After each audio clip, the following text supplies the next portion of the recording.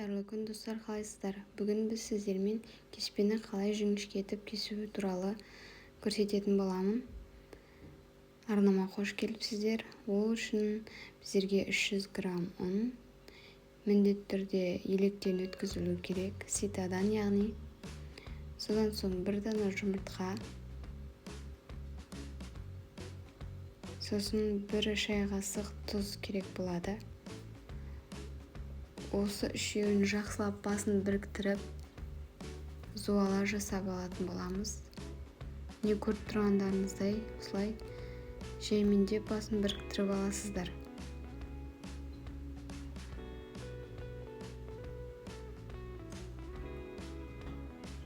Менің арнама кіріп, өздеріңізге керекті тағам түрлерін көрсеңіздер болады.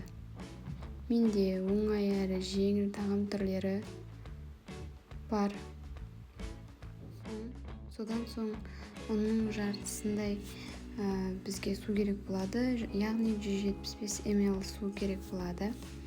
Соны қосып, жақсылап араластырып, осылай қамырымызды дайындап аламыз. Орташа қаттылықта болу керек. Қамыр қатты болса қамырларыңыз жая алмай қалуларыңыз мүмкін. Міне көріп тұрғандарыңыздай 10-15 минут тындырып алып, қайтадан зуала етіп бетін жауып қоямыз. Менде дайын болды.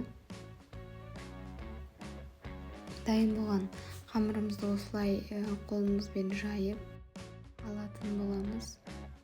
Міне видеода көріп тұрғандарыңыздай кішкене қаттылау болған соң оң жақ сол жағын айналдырып, осылай дөңгелетіп ұнды салып оқтаумен жаятын боламыз. Міне осылай жайып алыңыздар. Уайымдамаңыздар, кеспе суға түскен соң ешқандай ісініп, бұлжырап кетпейді, өз қалпын сақтап тұрады. Не бізде уже дайын болып қалды. Қалың десеңіздер, бұдан да жұқа етіп жайсаңыздар болады, өз еркілеріңізге қарай. Менің арнама тіркеліп, қоңырауша белгісін басып, осы кеспе түрін жасап көріңіздер. Және менің арнамда қандай тамақ түрлерін көргілеріңіз келеді, комментария бөліміне жазып кетіңіздер. Бүкіл құрамын описание бөліміне де жазып кететін боламын. Сол жақтан көріп дайындасаңыздар болады. Міне осылай қамырымызды жақсылап жайып аламыз, бір тегіс етіп. Міне менде жұқалығы осылай. Мен бірақ бұны қолмен бүктейтін боламын. Сіздер оқтаудың көмегімен бүктеп алсаңыздар болады. Маған осылай ыңғайлы.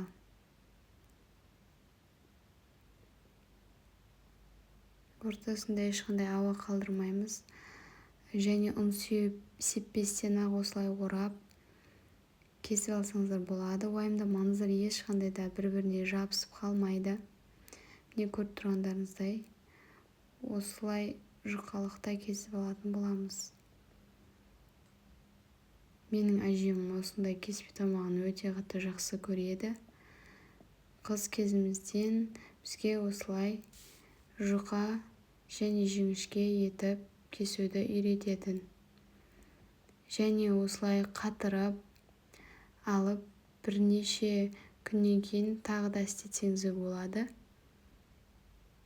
Дәмі өте керемет болып шығады.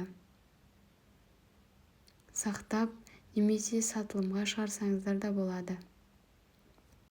Кеспе тамағы өзіме қатты ұнайды. Сіздер де жасап көрулеріңізге кеңес беремін. Міне бір тегіс өте әдемі болып шықты. Сау болыңыздар, сіздерге ас болсын.